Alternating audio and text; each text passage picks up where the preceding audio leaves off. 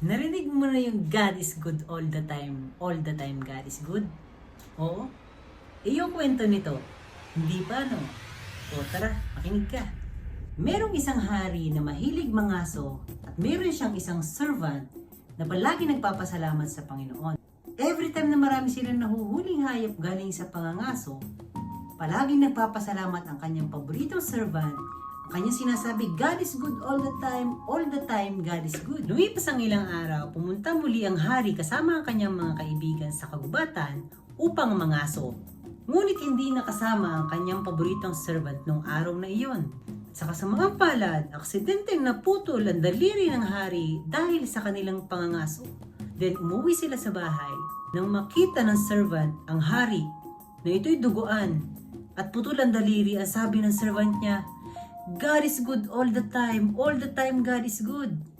Nagalit ang hari at ang sabi niya sa kanyang servant, anong God is good all the time God is good? Putol na nga yung daliri ko, ikulong yan, sabi ng hari. Kaya ikinulong ang paborito niyang servant, ngunit bago siya ipasok sa kulungan, ang sabi ng servant niya, God is good all the time God is good. Lumipas ang ilang buwan matapos pagalingin ng hari ang naputol niyang daliri, muli silang pumunta sa kagubatan kasama ang kanyang mga kaibigan upang mangaso. Ngunit sa kasamaang palad, napunta sila sa isang tribo ng mga kanibal.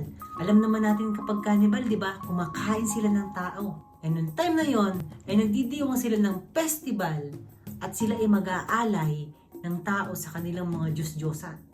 Kaya naman, in short, nabihag sila at nagisilang alay. Lahat ng kanyang mga kasama ay nakain na, siya na lamang ang natitira. Kaya naman, nung time na siya nang iaalay, ichinek ng priest ng cannibal ang katawan ng hari. Ngunit nakita nila na putol pala ang kanyang daliri. Ang sabi ng hari ng cannibal, hindi siya karapat dapat ialay dahil putol ang kanyang daliri. Itapon yan. To cut the story short, umuwi ang hari ng sugatan, duguan at pagod na pagod. Kaya ang sabi ng kanyang mga tauhan, anong nangyari sa iyo, hari? At biglang naalala ng hari ang kanyang paboritong servant, kaya pinatawag niya ito. Alam mo, ganito ang nangyari. Muntik na akong makain, kaya naalala ko lagi ang sinasabi mo. Tunay nga na God is good all the time God is good. Pero nagtataka lamang ako, bakit nung ipinakulong kita at hindi ako naging mabuti sa'yo? Bakit sabi mo pa rin God is good all the time God is good? Ang sabi ng kanyang servant, Hari, kung hindi mo po ako ipinakulong, baka isa na po ako sa nakain ng mga kanibal na yon. Kaya totoo po na God is good all the time God is good. Karamihan sa atin, sa mga mabubuting bagay lamang tayo nagpapasalamat sa ating Panginoon. Ngunit sa trials and testing and circumstances na dumadating sa buhay natin, feeling natin ay pinahihirapan tayo ng ating Diyos. Natatanong natin siya at nasisisi natin siya kung bakit ito nangyayari sa buhay natin.